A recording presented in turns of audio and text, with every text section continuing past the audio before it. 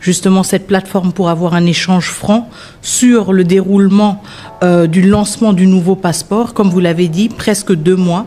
Et en effet, je pense que, comme vous l'avez souligné, il y a des innovations qui sont très importantes, qui ont un grand potentiel pour notre pays, qui s'inscrivent aussi dans la continuité et l'exécution du programme d'action du gouvernement, à savoir la réforme numérique en République démocratique du Congo. Et donc, évidemment, c'est une nouvelle procédure qui est lancée, une procédure qui vise justement à dématérialiser tout le processus, à le rendre plus facile, plus accessible et aussi plus transparent.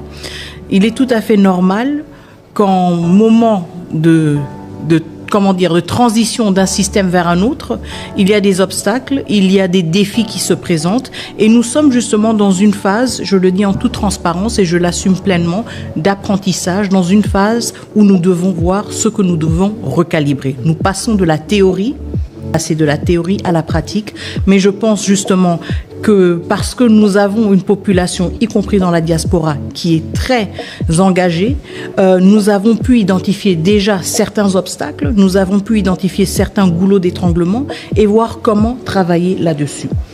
Il y a aussi le défi qui se pose par rapport à un nombre de nos concitoyens qui ont un passif ou qui constituent le passif, si vous voulez, et qui avaient déjà amorcé leur procédure avant le lancement du processus. Et ça constitue évidemment tout un autre type de défi auquel nous avons fait face dans cette phase de transition. Je ne sais pas si vous me permettez de me pencher là-dessus aussi. On va y arriver. Je suis satisfaite. Satisfaite ne veut pas dire que je me repose. Satisfaite ne veut pas dire que je n'ai pas l'ambition de mieux faire, parce que c'est justement ce qui nous anime.